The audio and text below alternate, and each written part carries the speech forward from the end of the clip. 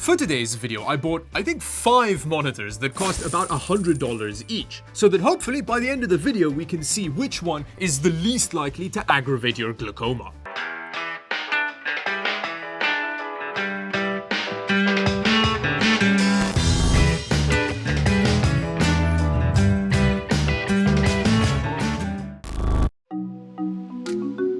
Contender number 1 is this Sansui ES24F1. I'm sure all of the monitors are going to have at least equally sexy names. It is a 24-inch monitor that has USB-C, which is reasonably useful. It's full HD and has an above 60 Hz refresh rate, which is great for some additional smoothness while gaming. And then, according to the box, it's got reasonable color space coverage and it's frameless. Ooh. And I bought this provocatively named Sansui off of Amazon Canada for the equivalent of $97 US. Although bear in mind, these prices fluctuate as wildly as employment figures at a fan company.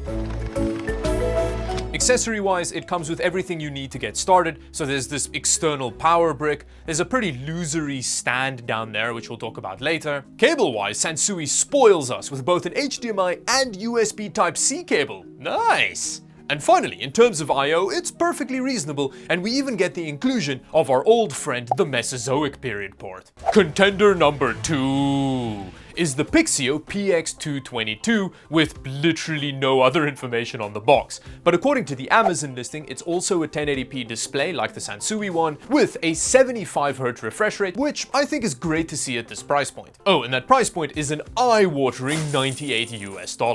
It has probably the thinnest stand I've ever seen on a monitor. It's so tiny and cute. Cable-wise, this one also comes with an external power brick and an HDMI cable. And finally, in terms of I/O, it is very similar to the I/O on the Sansui, except we don't have a USB-C port on here, which makes it a little less convenient to use with certain laptops. Oh, and both the Sansui and the Pixio have VESA mounts on the back. Contender number 3 is the Kurui, I think, 24E4, which is a 24-inch monitor, again with very little information on the box. Instead, they decided to go with this gamer graphic, I guess. Now, specs-wise, the E4 is suspiciously good, considering that I paid the equivalent of $102 US for it.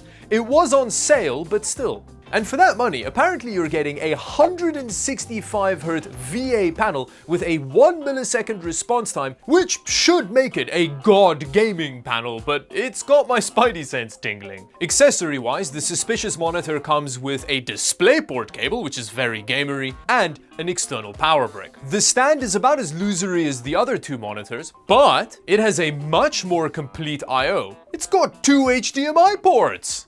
Contender number 4 is another Kurui monitor, but this one is the 24N1. Another 24-inch monitor that also has some gamer branding on the box. Specs-wise, the N1 seems a lot more realistic than the other Kurui monitor, and price-wise, I got it for a little bit more than the other monitor, but it wasn't on sale. Accessory-wise, the N1 comes with a very standard HDMI cable and power brick. In terms of I/O, compared to the other monitors, it seems to be on the Spartan end of standard. And for the final contender, I went a bit name brand with this Samsung SR71, which is another 24-inch monitor. In fact, specs-wise, aside from the one outlier, all of these monitors are very similar. And we didn't even have to pay any more for a Samsung. And in terms of accessories, you get what I'd say is a better external power brick solution, because you have the power brick and then a separate power cable for it so that you can get longer reach out of it.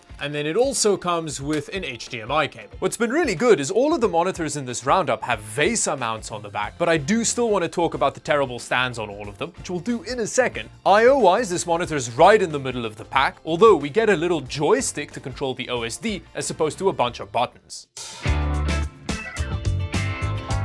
Now, ergonomically, all 5 of these monitors kind of suck equally. It's very difficult to pick a winner because they all have the same problem. And the problem is that they have these very low stands with no height adjust, which means that when you're using them just on their own, you have to peer down at them. And the reason this is a problem is if you're using your PC for ages and you're looking down, it's just not good for your back. It's gonna give you neck pain and stuff like that. Just don't do that. If your monitor is very low now, put it on something so that it brings it into your eye line. It'll make a big difference to like your just general comfort long-term using your PC. Now luckily, all of them do come with VESA mounts, which is great, it helps the problem, but if you're buying a $100 monitor, you don't really want to also have to buy a VESA stand for it. Why not just spend that money on a monitor that comes with a better stand? But with that monitor placement lecture out of the way, let's get into the first impressions.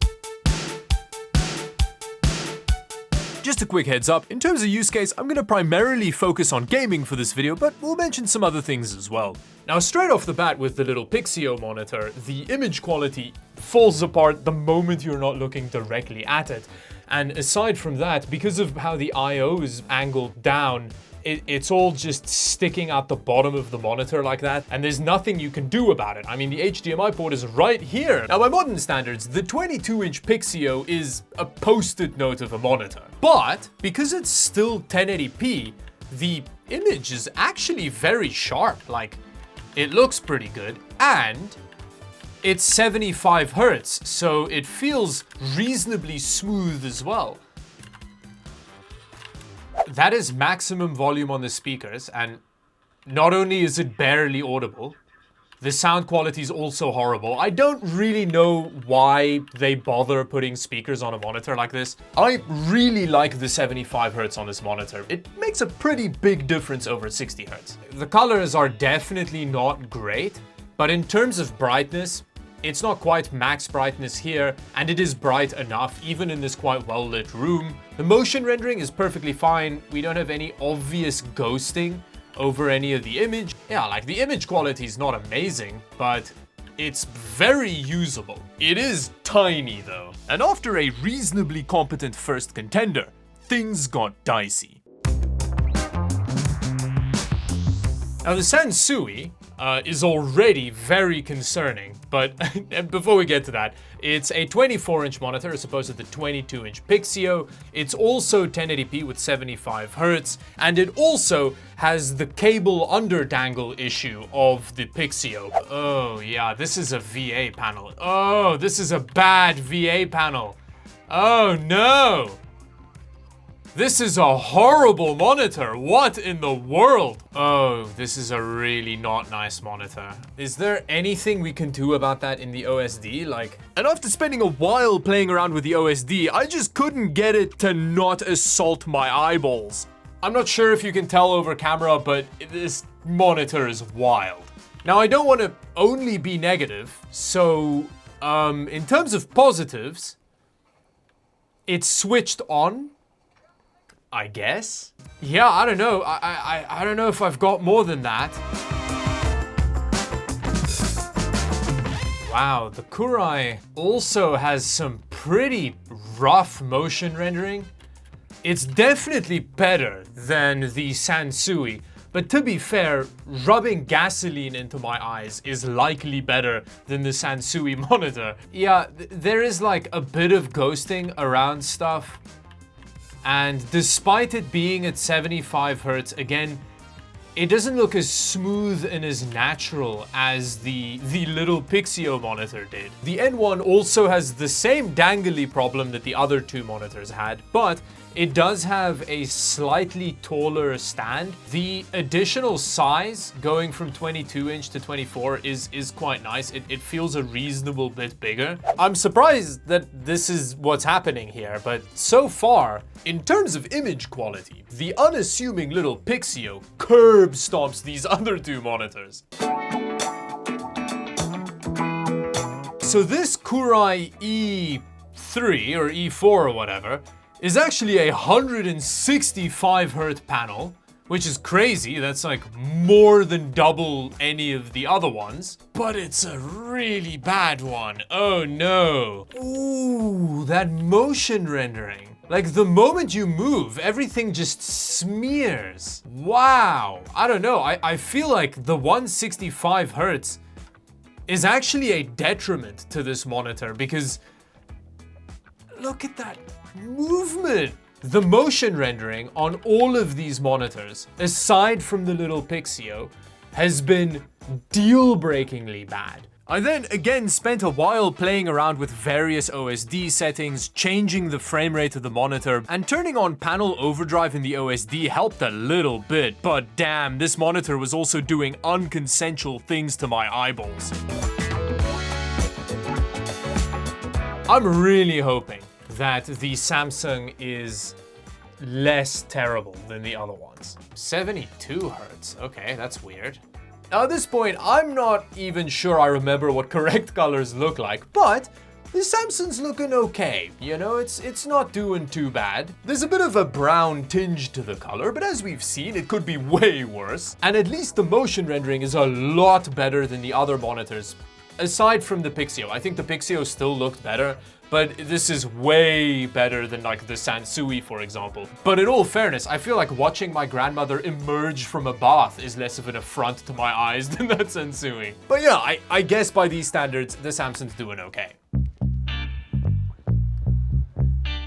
After this pretty shocking first impression, I went and measured all of these monitors, and I was surprised at how well they measured. None of them measured great, and some of them worse than others, but compared to the image quality I was seeing in game, I was really surprised by the results. But I think what's happening here is that all of these monitors are okay when it comes to static images. But aside from the Pixio, and at a stretch the Samsung, the image quality disintegrates the moment the monitors have to render any kind of movement. And my best guess as not a monitor engineer for why this is happening is I think the manufacturers overclocked panels that couldn't handle it to hit those 75Hz and 165Hz refresh rates that look so good on the spec sheet, but then it completely ruins the panel's motion rendering.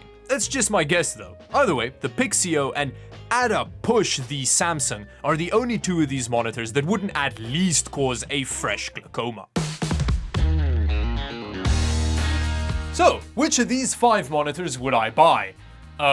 None of them. I wouldn't buy any of them. What I would do instead is save up a bit of money and buy this LG monitor, which at the moment is on sale for $130, so it doesn't even cost that much more than these monitors. Again, bear in mind, availability and price does fluctuate wildly with this stuff, but it is a significantly better display. I spent a month living with that monitor and I really liked it. You know, monitors make such a big difference. They're the thing that you see your games through and they last a long time.